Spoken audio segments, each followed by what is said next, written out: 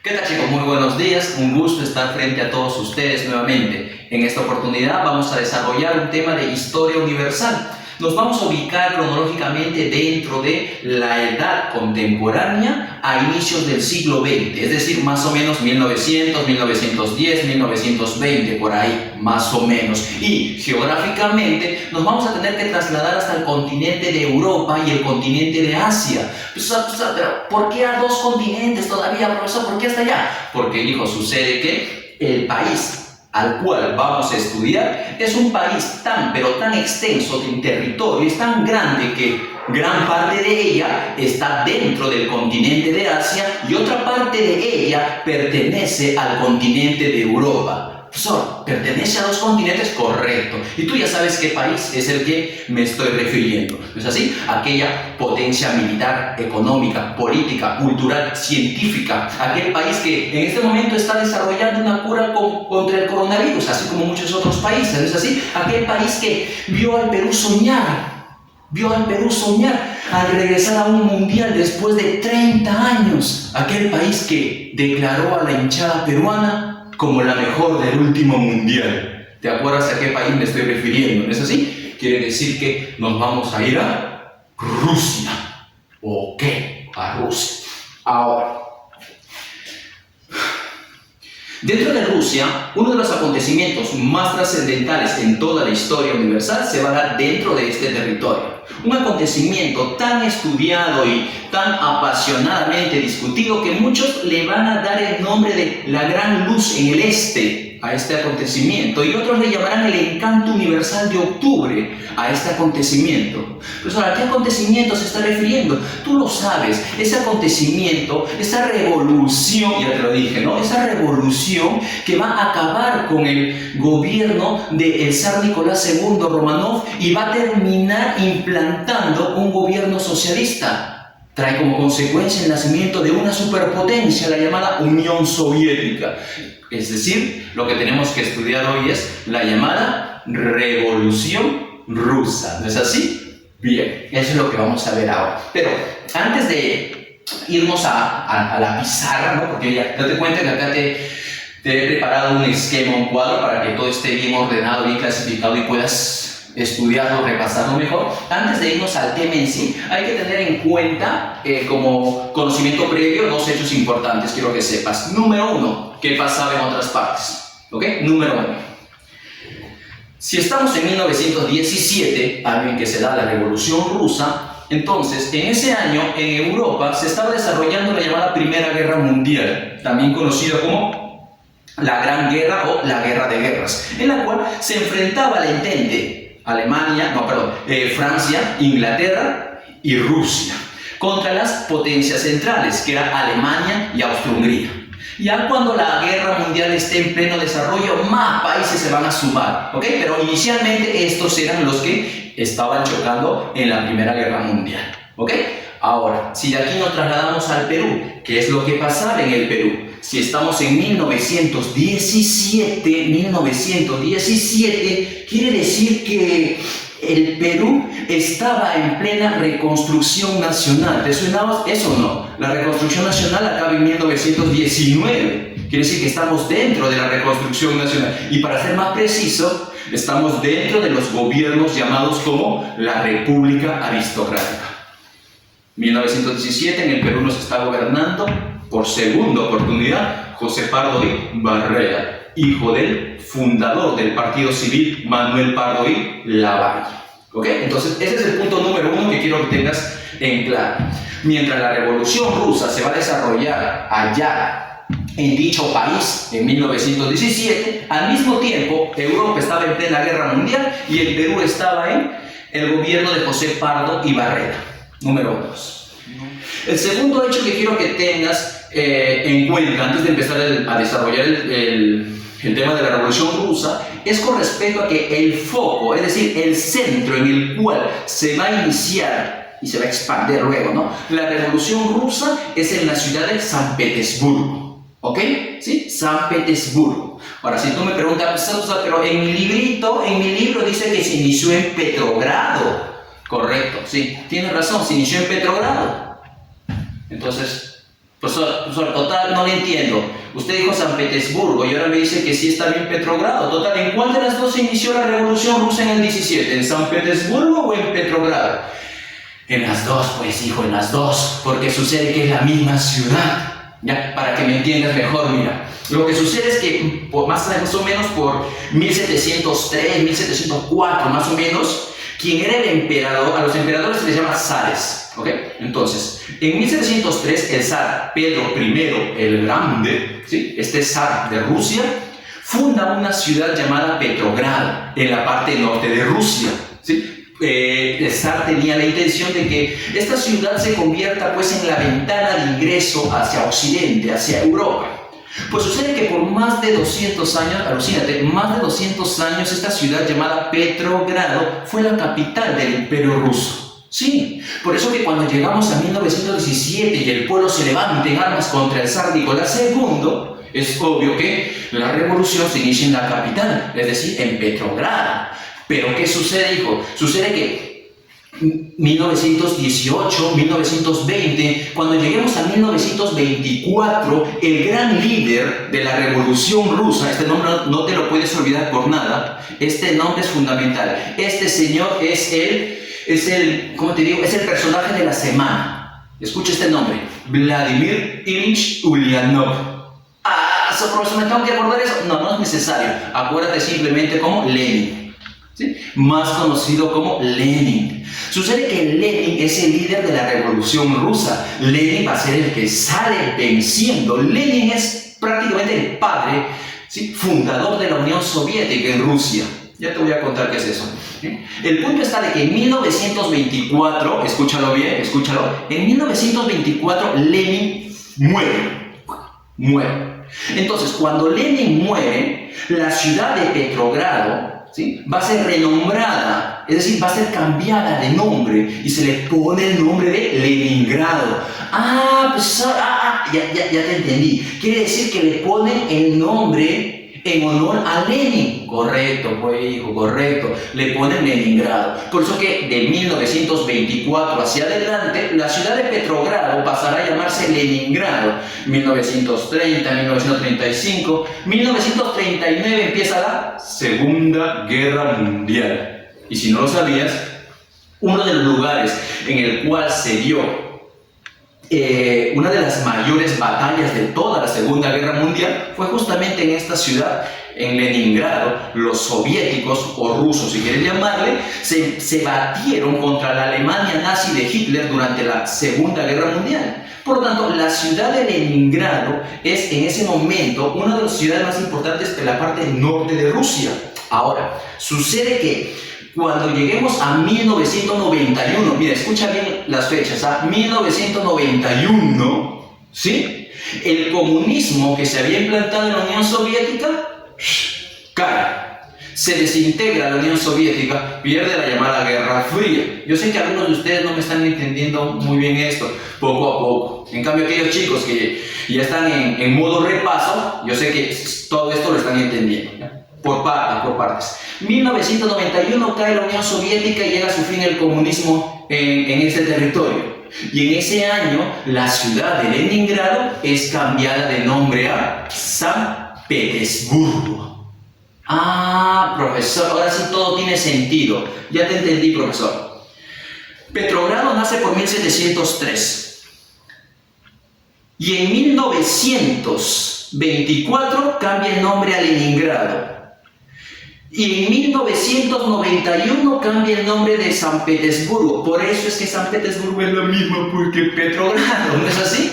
Ok, pues resulta que San Petersburgo es el nombre actual de dicha ciudad. Es la segunda ciudad más importante, más poblada dentro de Rusia, por si acaso. Es la segunda más importante. Es conocida como la Venecia del Norte, en comparación con la ciudad italiana, ¿no?, debido a su gran cantidad de canales que tiene en esta hermosa y bella ciudad de San Petersburgo. Pues sucede que en esta ciudad es donde va a estallar la revolución, ¿ok?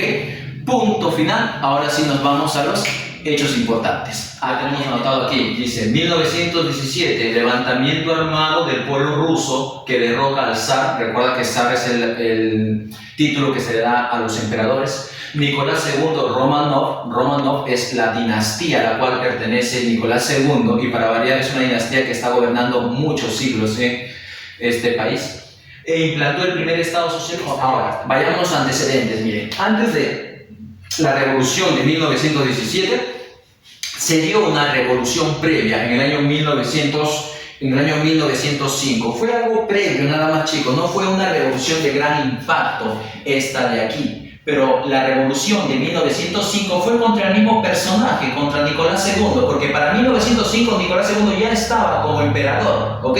La del 17 también se da contra él mismo. Sucede que la revolución de 1905, una de las causas para que estalle ella va a ser la derrota que va a sufrir Rusia frente a Japón. Sí, ese pequeño país que parece una isla, bueno, es una isla, ¿no? Ese conjunto de islas que pertenece a ese país llamado Japón, ¿ya? Se enfrentó en 1904 al 5 al gigante imperio ruso. Y aunque no lo creas, ese pequeño país llamado Japón venció al gigante país llamado Rusia. Profesor, ¿cómo es posible que ese pequeño país venza a Rusia? Lo que sucede es que para esos tiempos Japón ya era un país muy industrializado, estaba pasando por un periodo conocido como la era Meiji en Japón.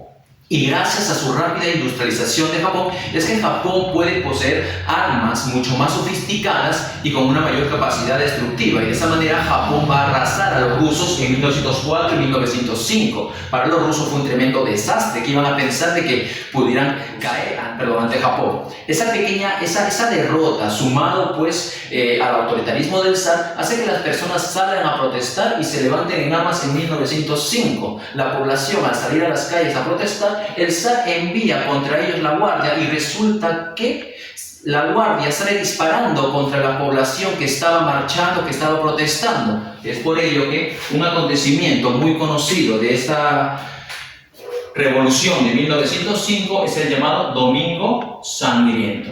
Ahora, el Domingo Sangriento pudo haber sido un desencadenante para que la revolución se expanda más, pero quiero que tengas en cuenta que para que se dé una gran revolución tiene que haber diferentes factores que se juntan: factor económico, problema político, problema social, problema militar, quizás. Entonces, cuando muchas causas, muchos factores se suman, entonces en algún momento, ¡pum!, explota, estalla una revolución. Para 1905, en Rusia, si bien ya hay causas para que la gente esté descontenta, aún no hay suficientes motivos como para que explote una gran revolución. Rusia, como quien dice, aún no está preparada para una gran revolución. Por eso es que tras el Domingo Sangriento, Nicolás II se pone a pensar, ¿no? Y dice: chanfle, ¿no? Se me fue la mano, se me chipoteó, maté a muchas personas. Uy, esto puede ser peor.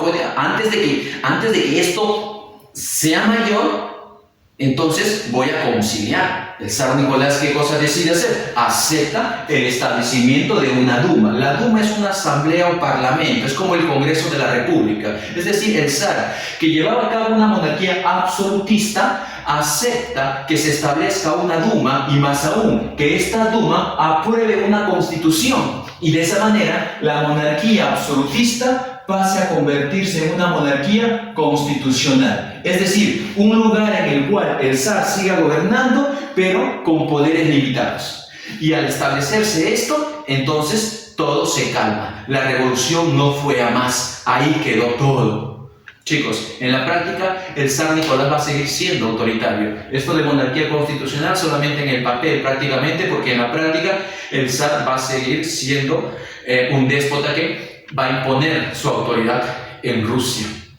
Algo que rescatar de la revolución de 1905 sería que tuvieron gran participación los llamados consejos de representantes de los obreros, de representantes de los campesinos. A eso se les llama el soviet, ¿ya? Aquí vamos a ver cómo se establecen los soviets, por ejemplo, y también vamos a ver gran participación de los llamados bolcheviques y los mencheviques.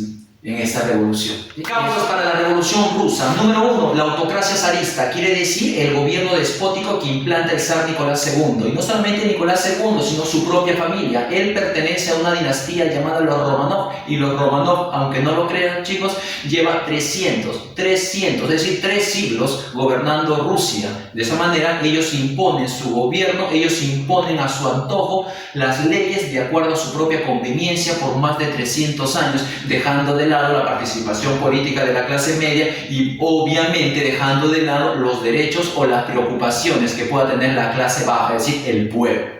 Número 2, las derrotas en el frente de batalla, y esta es una desgracia. Chicos, Rusia, al ser uno de los países al ser el país más grande del mundo, tiene una población que se suma en millones, y cuando Rusia va a una guerra, no va pues con cientos, no va con miles, va con millones. Sin exagerarte, el imperio ruso de Nicolás II tenía bajo armas a 14 millones de soldados. Mira, eso era su ejército de Rusia. Entonces Rusia se toma las cosas bien en serio, envía gran cantidad de soldados hacia la guerra, pero resulta que en la Primera Guerra Mundial está chocando frente a una Alemania que está mejor preparada. Al ser más industrializado, tiene una potencia militar mucho mejor preparada, y los pobres rusos están siendo masacrados. El pueblo ruso no quiere ya la guerra, el pueblo ruso quiere retirarse de la guerra, mientras que el zar Nicolás quiere continuar en la guerra todavía, y el ejército está muy desmotivado. Poco a poco empieza a perderle la confianza al zar, pues al final terminarán dándole la espalda por continuar en esta guerra que no tiene ningún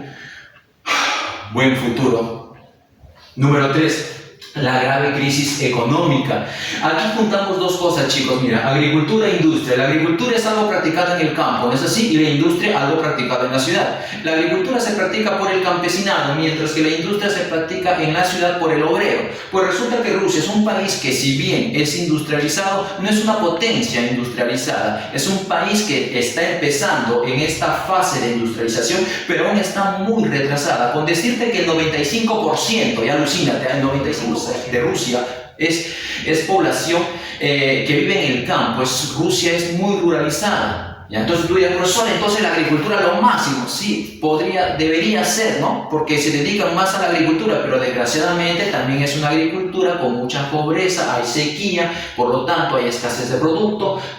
Los pocos productos que hay elevan su precio. Hay un grave problema dentro de Rusia en cuanto a la agricultura, que debería ser buena porque Rusia es prácticamente un país ruralizado y la industria aún no despega. Por lo tanto, si estos dos sectores de producción que deberían levantar la economía de un país se encuentran muy mal, es obvio que Rusia le está viendo muy fea, ¿no es así? Y por último, los sirvientes. Tiempo atrás ya, un zar de Rusia había declarado pues la eliminación de la servidumbre, ¿no? Se les llaman los mujins en Rusia. Entonces, la servidumbre era algo que ya no existía en el siglo XX y que en Rusia había sido ya derogado. Sin embargo, eso era en el papel. En la práctica aún seguían existiendo sirvientes en Rusia, lo cual pues eran muy explotados y era muy mal visto que en pleno siglo XX todavía se practique algo tan denigrante hacia las personas como lo era en Rusia. Por lo tanto, si tú buscas una causa política para la revolución rusa, aquí está, la dictadura del zar Nicolás II.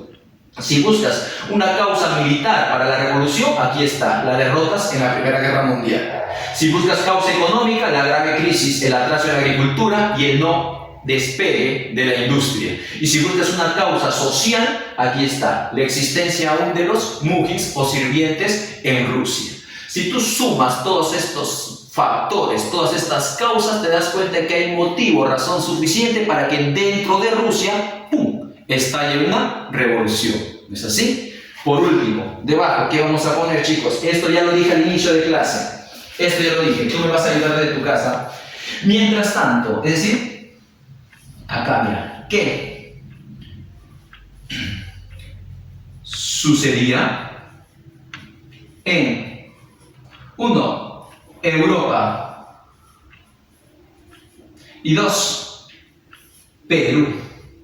Sí, profesor, nos vamos a Perú, correcto, nos vamos al Perú para saber qué es lo que sucedía. Por lo tanto, ¿qué sucedía en Europa, dímelo tú. Ya sabes, ya. En Europa, si estamos en 1917, año que estalla la Revolución Rusa, quiere decir que se está dando en Europa un enfrentamiento entre una alianza llamada la Entente, a la cual pertenecía Rusia junto con Inglaterra y Francia, y esta se batía contra las llamadas potencias centrales. Las potencias centrales. En algunos libros vas a encontrar que se le llamaba la Triple Alianza. Sí, claro, se le llamaba la Triple Alianza porque también se incluía Italia, pero por el tema de Primera Guerra Mundial, tú debes saber que Italia al final no va a apoyar a Alemania y Austria-Hungría, sino se cambia de bando. Entonces ya no son triples, sino ya no van a ser tres, son dos. Por eso le pongo mejor como potencias centrales. ¿Ya? Si te vas a olvidar, mejor lo escribo acá. Mira. Triple Entente, Gran Bretaña o Inglaterra, le pongo ahí nada más, ahí, Inglaterra, Francia y Rusia. Y las potencias centrales, ¿quién era? Alemania y Austria-Hungría. Pero son que ellos nomás, y por eso se llama Guerra Mundial. No, no, chicos, no, no. Recuerda que ellos son inicialmente. Cuando la Guerra Mundial ya está en marcha, hacia el Entente, ¿quién ingresa? Ingresa Serbia, ingresa Bélgica, ingresa Portugal, ingresa Italia, ingresa Japón, ¿sí? Japón, ese Japón que años atrás venció a Rusia, ese Japón ingresa Estados Unidos, todos ellos se suman al Entente en plena guerra, ¿no? Y para el lado de las potencias centrales, en plena guerra, se suman a estas dos, se suma Bulgaria, se suma Turquía. ¿Ya? Entonces son más los países que van a participar en la Primera Guerra Mundial. Ahora, nos vamos al Perú. ¿Y en el Perú qué pasaba? Ya lo sabes, ya te dije.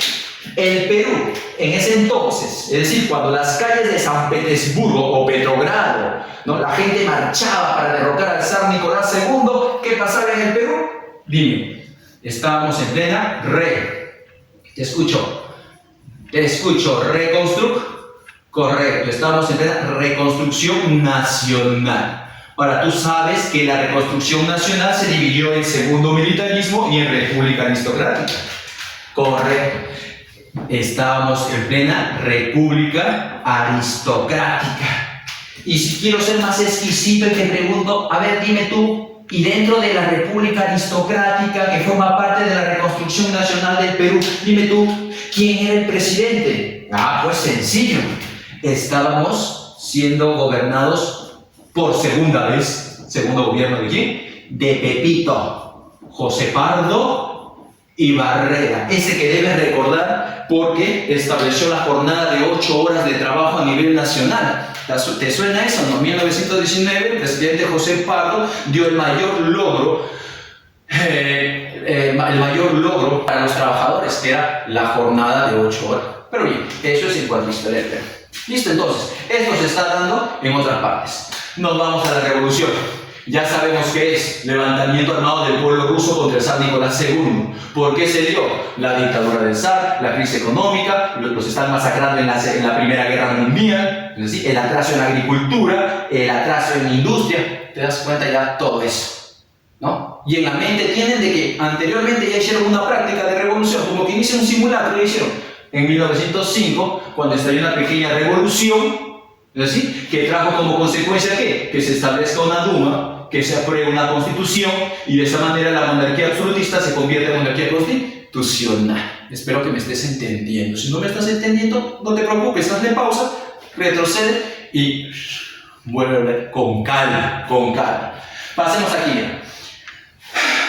Llegamos a 1917. Ponte tú en el lugar de los rusos, ¿no? Realmente del pueblo, obvio. ¿Sí?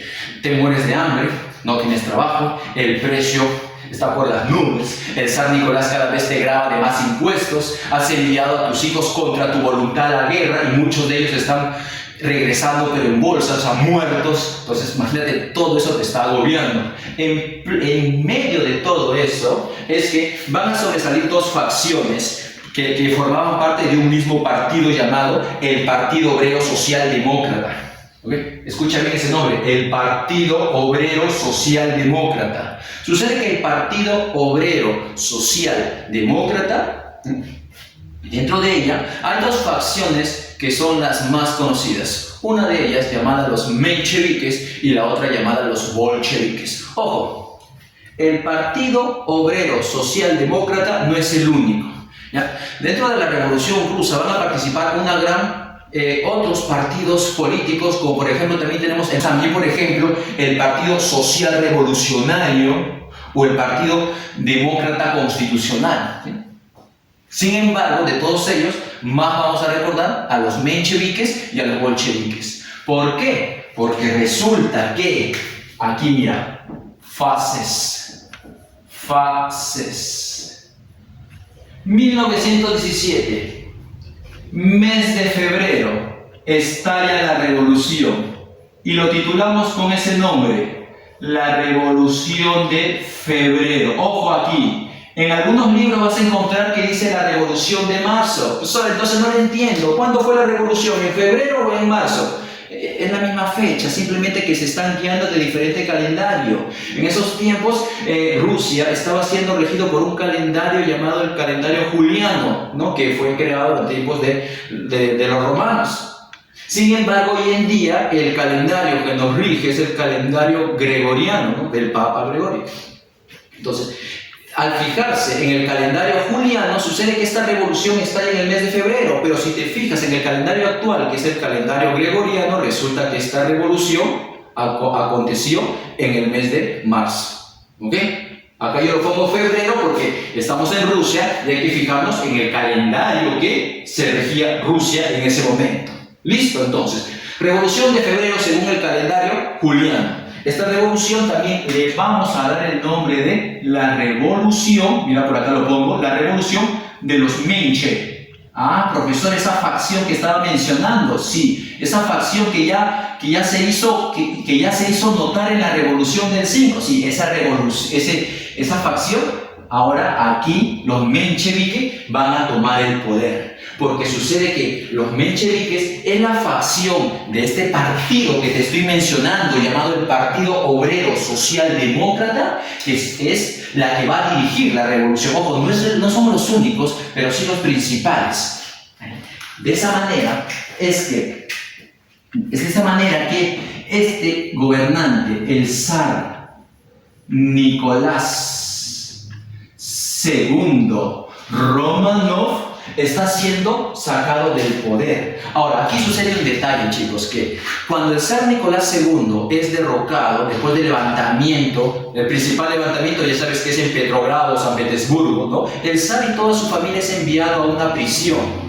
De esa manera, se empiezan a formar en diferentes ciudades de Rusia los soviets. Sucede que los soviets vienen a ser un consejo, es decir, una reunión de representantes tanto del campesino, como del obrero, como de la policía.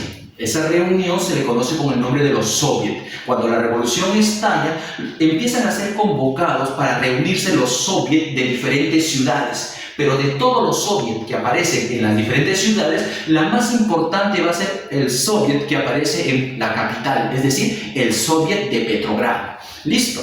Pues bien, sucede que el soviet de Petrogrado, así como los partidos políticos que han derrocado al zar Nicolás II, se van a reunir, van a conversar y van a llegar pues al acuerdo de que se instaure un gobierno provisional de por mientras, ¿no? En Rusia. Ese gobierno provisional va a estar dirigido por un personaje llamado Georgi Lyov. ¿Sí? Él es el primer presidente en esta Rusia que está naciendo como república, ya no como imperio, porque ha sacado al zar y de esa manera ponen fin al imperio ruso y cambian de forma de gobierno a una república. Ahora, si tú me dices, profesor, espere, en mi libro dice que lo dirigió un tal Alejandro Kerensky. Ten cuidado. Alejandro Kerensky primero fue nombrado ministro de guerra. ¿Ya? Todavía no te lo menciono, todavía no lo escribo aquí porque quiero que entiendas bien la línea de tiempo. La revolución estalla en febrero.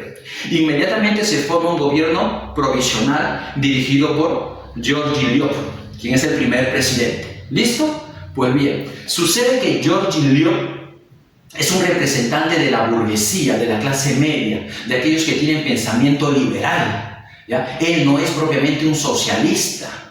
Por lo tanto, poco a poco este gobierno provisional va a ir cayendo en el descrédito, va a ir perdiendo la popularidad. En un inicio es todo muy bien. En un inicio dentro de Rusia todos están contentos porque han acabado con la dictadura. Este gobierno provisional, ¿sabes qué empezó a hacer? Número uno, abolió la pena de muerte. Excelente, ¿sí? Aunque más adelante se va a volver a reimplantar. Uno, abolió la pena de muerte. Uno. Segundo, abrió las cárceles. Perfecto. No para que salgan los delincuentes, sino para que salgan todos aquellos que injustamente habían sido encerrados por la autocracia de San Nicolás II. Pues entonces, que se abran.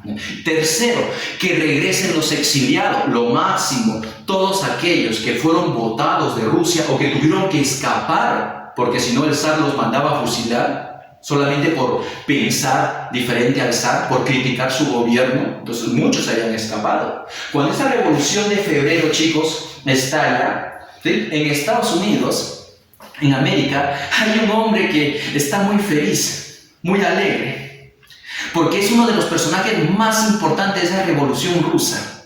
Profesor, si es un hombre importante, ¿qué hace en Estados Unidos? Sucede que era un exiliado, pues chicos, era un exiliado. Su nombre, a ver si lo recuerdas, es fácil de recordar. Apréndete este nombre, Lev Davidovich Bronstein. ¿Escuchaste eso o no? Lev Davidovich Bronstein. O en otras palabras, Trotsky, como más es conocido. Trotsky está en Estados Unidos y en Suiza, exiliado, se encuentra Vladimir Ilich Ulyanov, más conocido como Lenin. Otra persona que está muy alegre diciendo desde Suiza, por fin mi pueblo, mi país por fin reaccionó. Conclusión. Como el gobierno provisional que se está implantando con la Revolución de Febrero está permitiendo el regreso de los exiliados, entonces Trotsky, entonces Lenin pueden regresar a Rusia. Como te decía, este gobierno empieza a implantar medidas muy buenas, muy positivas, como las que te acabo de mencionar, y a eso súmales, por ejemplo, la libertad de prensa, la libertad de reunión, la libertad de información, cosas con las que hoy en día tú cuentas, pero que en esos tiempos Rusia no lo contaba. Rusia no sabía qué era ello, porque durante casi 300 años los Romanov habían gobernado a su antojo. Entonces ahora salían a la luz. Ahora los rusos veían la libertad, lo que era sentirse libre. Imagínate, pues, todo era felicidad, ¿sí o no? Pero esa felicidad no duró mucho, ¿y saben por qué?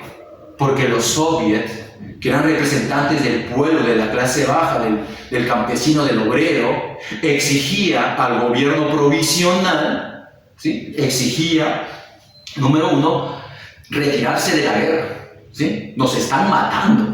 Lo sé. No, yo sé que mi orgullo está de por medio como ruso que soy, pero Alemania nos está ganando y ya que nuestros hijos no sigan muriendo.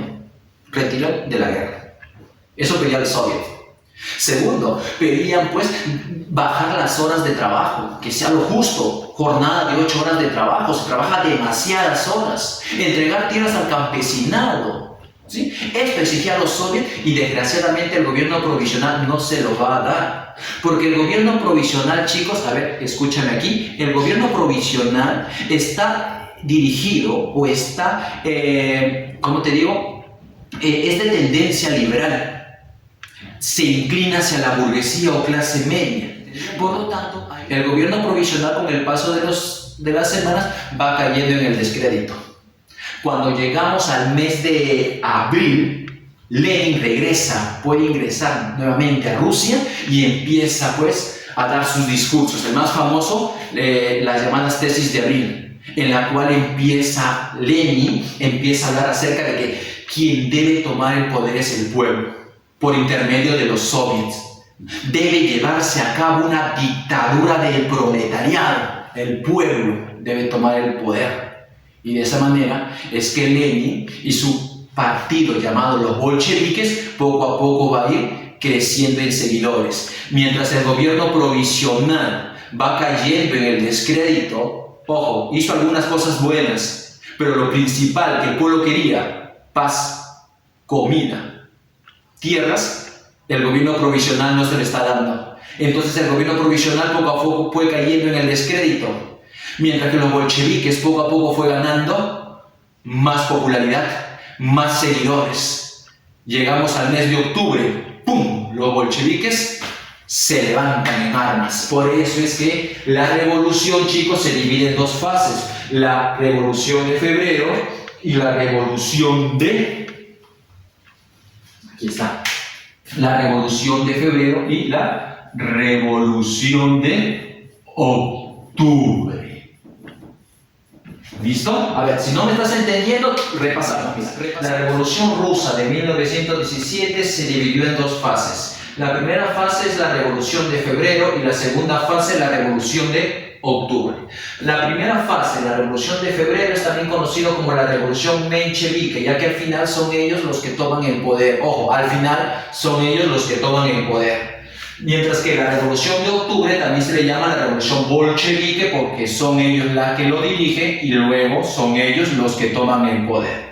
Ahora, la revolución de febrero va a estar dirigida por Alejandro Kerensky. Profesor, ya me está confundiendo. Hace un momento usted dijo que Kerensky no.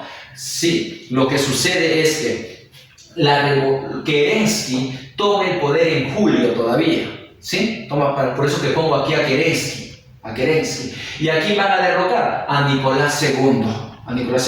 Por lo tanto, cuando estalla la revolución bolchevique en octubre, quien está en el poder es este señor Kerensky. Por eso que pongo acá, Lenin va a tener que sacar del poder ¿a quién? A Alejandro Kerensky. A él lo va a tener que sacar.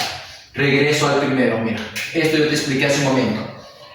La revolución de febrero o revolución menchevique saca del poder al zar Nicolás II y establece un gobierno provisional. Un gobierno provisional que elige como primer presidente a Georgi Lyov, te dije. Georgi Lyov es miembro del Partido Democrático Constitucional, un partido político que es de la burguesía y de tendencia liberal. Por lo tanto, las medidas que adopte, las leyes, la forma que gobierne, si bien van a ser positivas, van a ser inclinados en favor de la clase media o burguesía. Por ejemplo, ¿qué cosa hizo este gobierno provisional? Te dije, número uno, abolió la pena de muerte, se reabrió las cárceles, que regresen los exiliados, que se dio la libertad de prensa, la libertad de reunión, la libertad de expresión. Todo muy bueno, ¿sí o no? Todo muy bueno. Sin embargo, y mira aquí, se establecen los soviets de la ciudad de Petrogrado. Yo te dije hace un momento, sin embargo, los soviets, ¿ya? Los soviets, para que no te estés confundiendo, no vayas a pensar, profesor, me estoy confundiendo. ¿Qué son los soviets? Los soviets, chicos, son un consejo representantes del pueblo. Es decir, los soviets están formados por representantes de los campesinos, representantes de los obreros y representantes del ejército. Esos son los soviets. Es un consejo. ¿Ok? No confundir con esto, mira, la Duma, ¿sí? La Duma es una asamblea, es decir, lo que nosotros llamamos Congreso de la República, allí en Rusia le llamarían la Duma, esa es una asamblea, ¿ok? Regresamos aquí. Te dije que cuando la revolución de febrero estalla, se empiezan a formar consejos, es decir, soviets en diferentes ciudades de Rusia. De todas ellas, la más importante, la más poderosa, la de mayor influencia, fue el consejo formado en Petrogrado, es decir, el Soviet de Petrogrado. Este Soviet de Petrogrado, es decir, este consejo representantes del pueblo, ¿ok?, se reunió con burgueses, con liberales, ¿es así?, con ellos, y acordaron que se forme un gobierno provisional. Como quien dice, el Soviet dio su aceptación para que se forme un gobierno provisional dirigido por él. Este gobierno provisional hizo cosas buenas, pero no hizo lo que realmente quería el pueblo. Profesor, ¿qué quería el pueblo? Lo que los soviets estaban reclamando. ¿Y qué cosa reclamaban los soviets, profesor? ¿Qué reclamaban? Jornada de 8 horas de trabajo, entregarles tierras al campesinado, retirarnos de la guerra. Eso reclamaba el Soviet de Petrogrado. Pero el gobierno provisional no hacía. Estamos en febrero, llegamos a marzo, llegamos a abril. ¿Quién regresa a Rusia para abril? Lenin. Y para abril, Lenin, ¿qué cosa da? Un discurso muy famoso conocido como lo voy a poner por aquí ya, él dio un discurso llamado las tesis. Lo pongo acá, mira. Las tesis de abril. Y en esas tesis de abril, ¿qué cosa decía Lenin? Que quien debe gobernar en este país es el pueblo. A eso se le va a llamar la dictadura del proletariado. El pueblo, a través de los soviets, los soviets deben tomar el poder. Lenin era un representante de esta facción, de los bolcheviques. Por lo tanto, Lenin cada vez se fue haciendo más famoso y sus bolcheviques, que en ese momento eran una minoría, fueron ganando más seguidores y fueron ganando poco a poco más participación en el gobierno. Pues, ¿cómo así? Porque el gobierno provisional fue cayendo en el descrédito. Te dije, ¿no? Mientras el gobierno provisional fue cayendo en el descrédito, los bolcheviques fueron creciendo en influencia. Esos bolcheviques, dirigidos por Lenin, en el mes de octubre, se levantan en armas. Se les recuerda como la Revolución de Octubre, chicos, pero no fue tanto una revolución porque ahí no hubo cientos de personas que salieron a la calle con sus armas. No hubo lo que hubo en febrero. No. La Revolución de Octubre, más que todo, fue como un golpe de Estado que dieron los bolcheviques de Lenin al gobierno provisional de Kerensky, ¿sí? ¿Ya? Porque para el mes de octubre quien estaba gobernando ya no era Georgi Ilyich, sino ya estaba gobernando Kerensky, ¿ok? Por eso que Lenin se levanta contra Kerensky y toma el poder, los bolcheviques al poder. Mira los datos importantes. ¿Qué es lo que hace Lenin cuando llega al poder? 1. Crea el primer país socialista de la historia, lo que tanto él pregonaba. Ese estado se llamaría de esta manera: la Unión de Repúblicas Socialistas Soviéticas, la URSS. Como su nombre lo dice, chicos, una unión de varias repúblicas de economía socialista dirigida por los soviets, es decir, dirigida por el Consejo de Representantes del Pueblo. Eso es la URSS. La URSS, ¿por quién está formado? Por muchos países. Rusia, la más grande, y otros más pequeños como Moldavia, Georgia, Bielorrusia, Ucrania, Azerbaiyán, Uzbekistán, una gran cantidad de pequeños estados, más la gigante Rusia. Todo en su total sería la Unión Soviética. Lenin la creó como primer país socialista. Profesor, a ver si te estoy entendiendo. Si es un país socialista, quiere decir que ahí no va a existir la propiedad privada, correcto. Se empieza a colectivizar todo, el Estado empieza a controlar todo y deja que no exista propiedad privada para que la diferencia de clase social entre rico y pobre desaparezca. Ese es un Estado socialista. Número 2, se retira de la Primera Guerra Mundial, lo que tanto querían, lo que debieron hacer los mencheviques, lo van a hacer los bolcheviques de Lenin. Se retira de la Guerra Mundial, firma con Alemania un tratado de paz conocido con el nombre de el Tratado de Brest-Litovsk, porque se llevó a cabo en esa ciudad. Brest-Litovsk es una ciudad en Ucrania, y en esa ciudad Rusia reconoce ante Alemania: me ganaste, tengo muchos problemas internos que solucionar, no puedo seguir en la guerra, me ganaste. Rusia se compromete, renuncia a territorios como Polonia, Finlandia, Estonia, Lituania, Curlandia, muchos estados, y muchos de ellos a favor de Alemania. De esa manera se deshace de la guerra y Rusia puede encargarse ahora sí de los problemas internos. ¿Okay? Lenin hizo eso entonces, se retira de la guerra mediante el Tratado Brest-Litovsk, crea el primer estado socialista y para sacar a esta Rusia que se está convirtiendo en Unión Soviética, para sacarlo de la grave crisis económica, lo que hace Lenin es aplicar la llamada nueva política económica, con estas siglas, mira, la NEP. La NEP era un plan económico de Lenin que consistía en entregar una parte de las tierras a sus antiguos propietarios y dejar que algunas personas o antiguos empresarios puedan volver a invertir. Ahora, si tú me estás entendiendo, dirías: profesor, pero eso es capitalismo. Pues muy bien, excelente, estás entendiendo, eso es capitalismo. Y usted me estaba diciendo que Lenin creó el primer país socialista, entonces se está dando la contra. Ok. ¿Sabes qué sucede? Lo que sucede es que Lenin dio un paso atrás para avanzar más rápido hacia adelante. ¿Me estás entendiendo, no? Lenin lo que quiso, apenas tomó el poder, implantó el socialismo. No existe propiedad privada, todo lo controla el Estado para el bien de todos, ¿sí o no? Ahí está, todo lo tiene el Estado, todo, tu carro, tu casa, tu empresa, todo lo tiene el Estado ahora. Nada te pertenece. Pero luego Lenin se dio cuenta y dijo, chanfle, caramba, no salimos de la crisis, ¿qué hacemos? Ya, a ver, parte de esto te lo voy a regresar a ti, empresario. Parte de esto te lo voy a devolver a ti, terrateniente, dueño de tierras, ¿ya? Para que inviertan, para que la economía resurja, ¿me entiendes o no?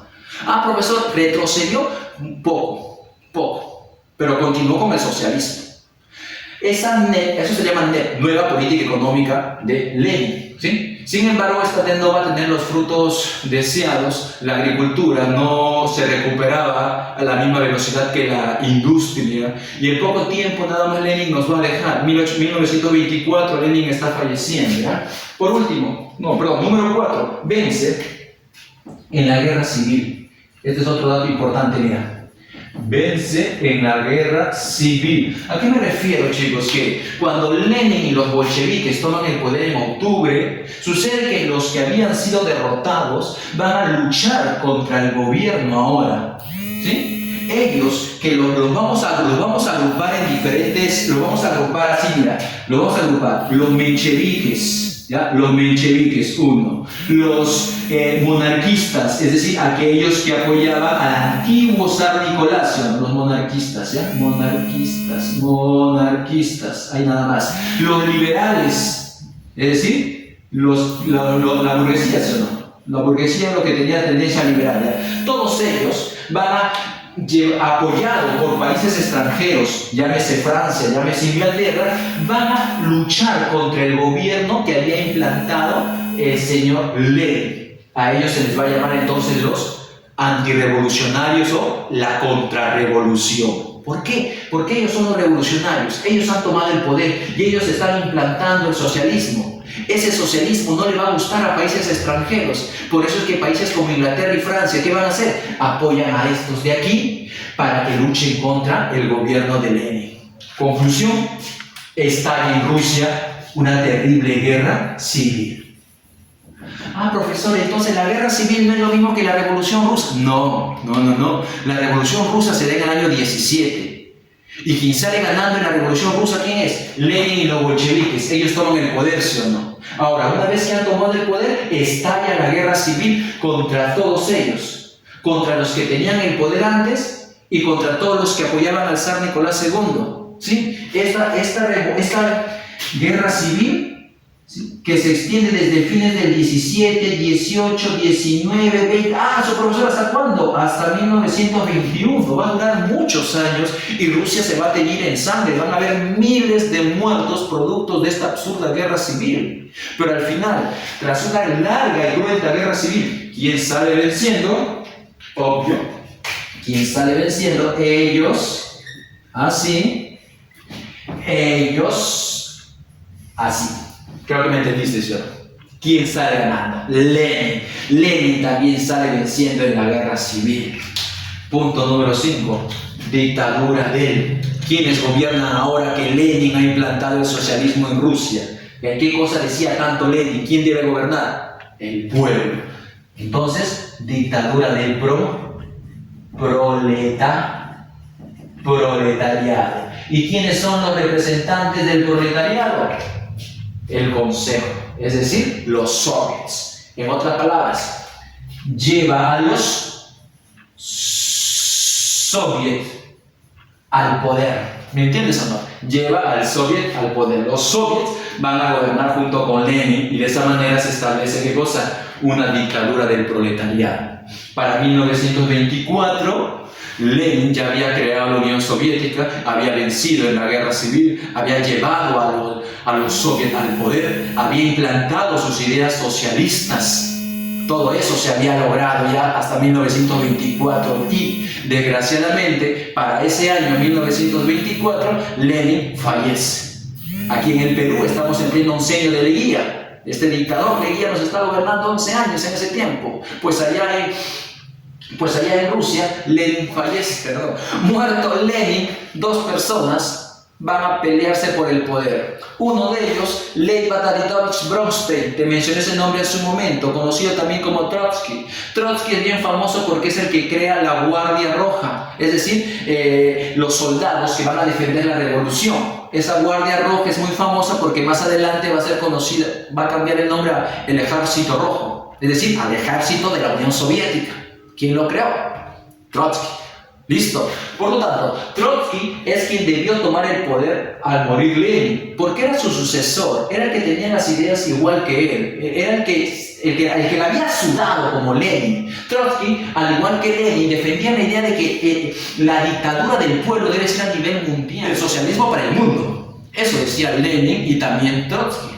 Sin embargo, otra persona que poco a poco fue ganando fama va a ser quien le quita el poder.